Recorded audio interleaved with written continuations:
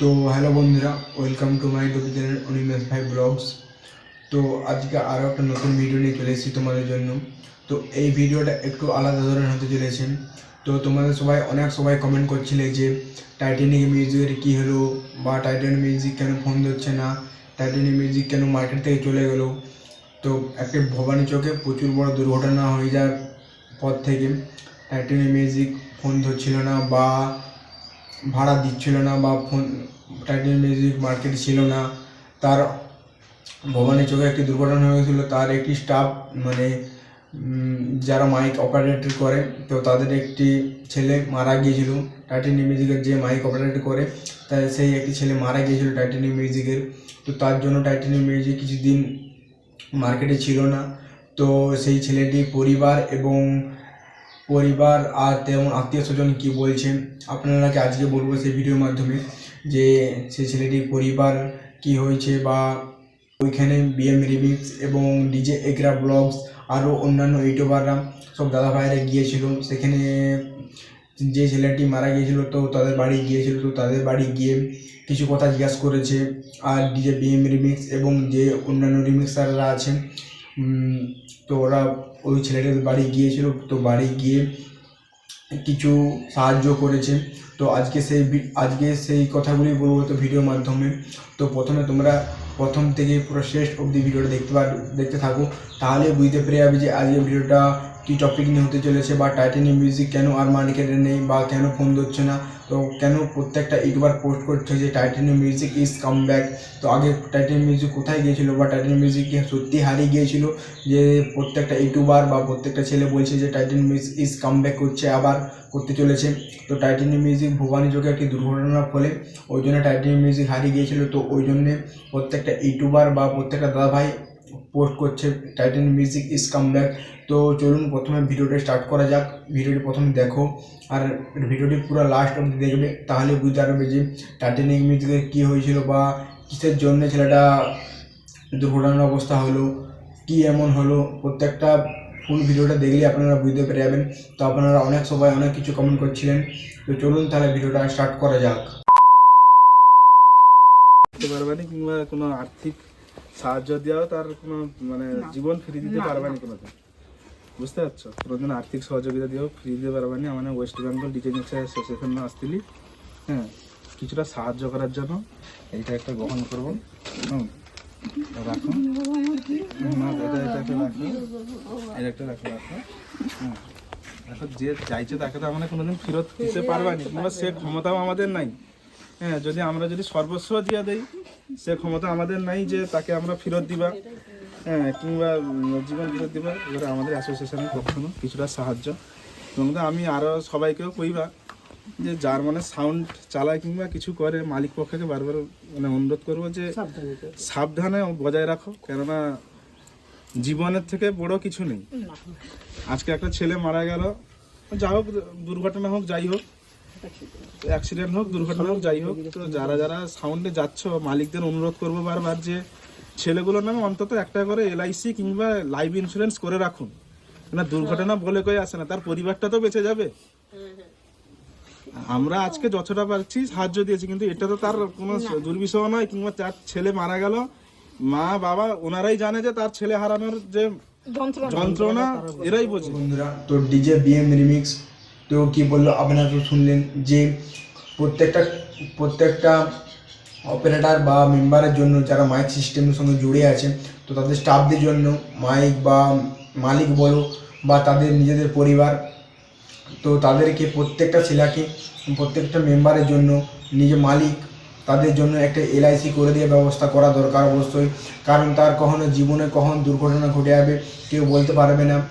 এখন আছি তো কালকে সবাই না থাকতেও পারে, তো কখন কি হয়ে যাবে সেটা কেউ বলতে পারবে না। ওই জন্য ডিজে বিএম রিমিক্স তো এটা ঠিকই কথা বলেছে, যে জীবনে কখন কি দুর্ঘটনা হবে কেউ বলতে পারবেন না। তো তার জন্যে মাইকের কাজে থাকতে গেলে আগের থেকে একটা এলআইসি করে নেওয়া দরকার। তো ছেলেটার কিছু হয়ে গেলে বা কারো কিছু হয়ে গেলে পরবর্তীকালে তার পরিবার ঠিকঠাকভাবে বেঁচে যাবে, বা কিছু টাকা পেয়ে সাহায্য হবে। তো তার জন্যে প্রত্যেকটা স্টাফদের জন্য আগের থেকে মালিকবাবুদেরকে অনুরোধ করবো যে এলআইসি করে দেওয়া দরকার, বা আপনারা নিজেরা থেকে বলবেন তাদের স্টাফদের যে আপনারা এলআইসি করে নিন, এলআইসি করানো দরকার। এলআইসি ছাড়া আপনাদের কিছু হয়ে গেলে তখন দায়িত্ব এসে আমাদের ঘাড়ে পড়বে। তো এলআইসি অবশ্যই করে নিতে বলবেন আপনাদেরকে। তো যতটা পারবে সাহায্য হবে আপনাদের পরিবারের, তো কিছু দুর্ঘটনা হয়ে গেলে। তো চলুন তাহলে ভিডিওটা আবার কন্টিনিউ দেখতে থাকুন। ঠিক আছে। তার সাউন্ডের মেন কথা হচ্ছে সাউন্ড যে মালিকদেরকে বাচ্চা ছেলেগুলোকে যে কাজে নেওয়ার আগে একবারও ভাবতে হবে যে ওর পরিবার থেকে শুরু করে সব কিছু তাদের দেখভাল টোটাল দায়িত্ব নেওয়া উচিত। এবার একটা বাচ্চা ছেলেকে নিয়ে গেছি ঘর থেকে কাজ করার করে, এবারে তার সে কি করছে না করছে এগুলো দেখারও একবারে দরকার আছে। আর আগামী দিনে আরেকটা সিস্টেম আছে দরকার, এই বড় বড় বক্স বা অনেক হাইট হয়ে যাচ্ছে এই জিনিসটা লক্ষ্য রাখা দরকার, বা উপরে তার থাকছে এগুলো লক্ষ্য রাখা দরকার। তার বলতে সেখানে যেটা হয়েছে সেখানে তো টোটাল সিস্টেমেরই ভুল, কেননা লাইনটা অন হয়নি। সেটাই বলছি, এই জিনিসগুলো মাথায় রেখে, বাকি এটা তো কেউ বুঝবে না যে অপারেটর থাকুক বা উপরে কোনো কর্মচারী থাকুক বা যে কোনো ছেলে থাকুক। এবার কথা হচ্ছে উপরে তার লাগছে কি লাগছে না, এই জিনিসটা রোড শো করার আগে একবার দেখে নিবে যে কারেন্টটা যাতে বন্ধ করে দেওয়া হয় যেখানে রোড শো দায়িত্ব থাকা দরকার। তাকেই দেখতে হবে, তাই না?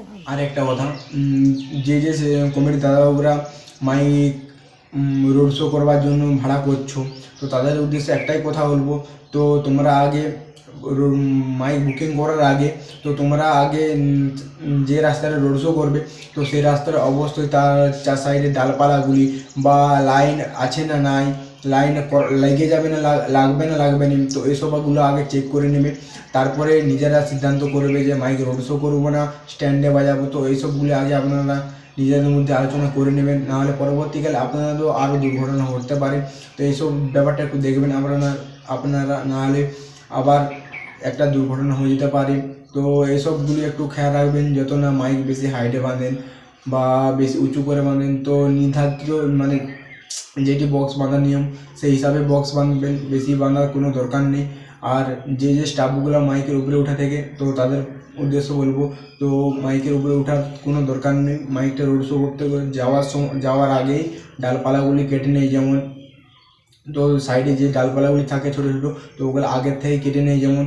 তো মাইক বক্সের উপরে উঠে ডালপালা কাটার কোনো দরকার নেই, আগের থেকে যে যেমন গাছে উঠে ডালপালাগুলো কেটে নেই, তাহলে দুর্ঘটনার হাত থেকে অনেক আগের থেকে মানে কিছু সুরক্ষা হয়ে যাবে। তো দেখো আরও কী বলছে ভিডিওর মাধ্যমে দেখো।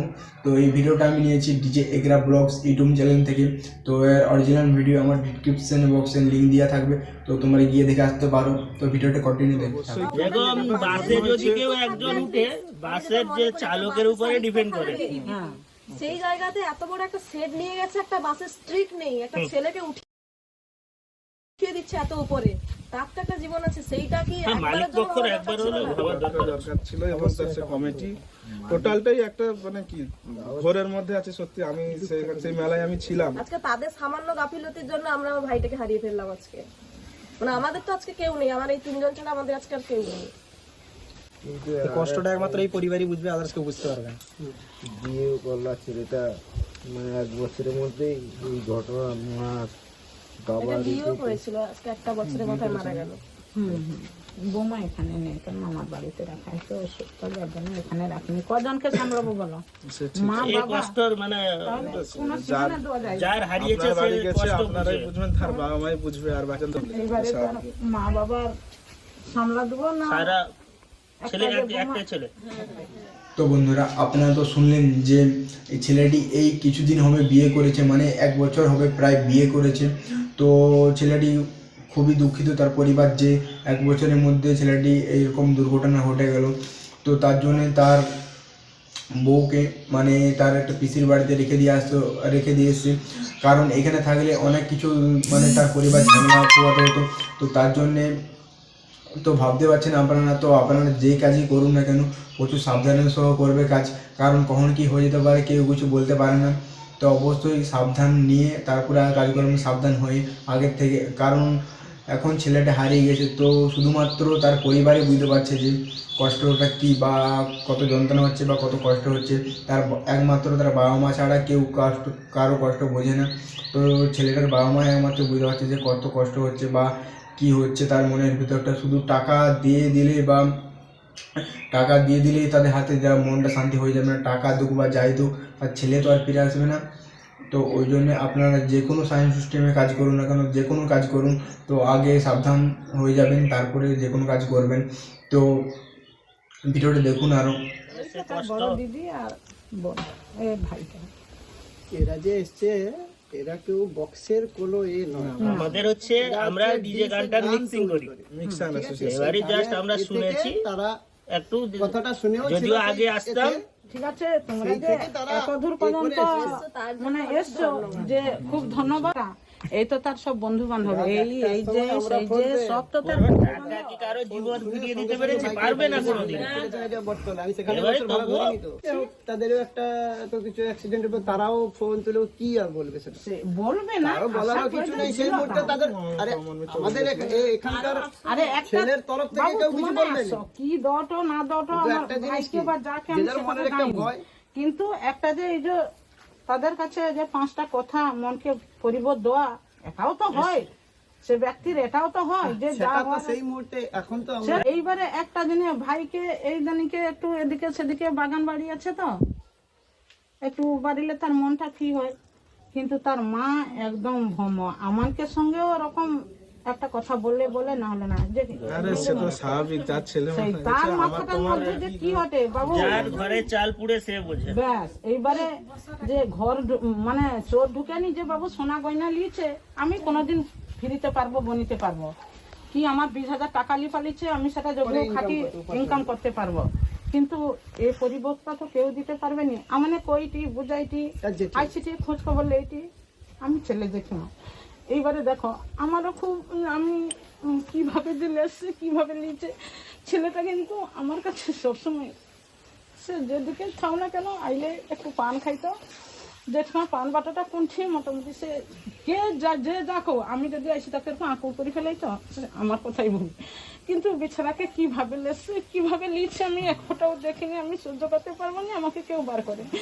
কিন্তু দেখো বাবু, মানে যে এইটা যে এত দূর থেকে আসছো, এইটা আমাকে খুব আনন্দ যে তার মা বাবার সামনে এসে একটা কথা কওয়া বা পরিবর্তন দেওয়া। আমরা তো এই সিস্টেমের সঙ্গে যুক্ত, হয়তো আমরা মালিক নয়, কিন্তু না না কিন্তু সেটা আমারও মানে কোনো সাউন্ডেরই মালিক নয়।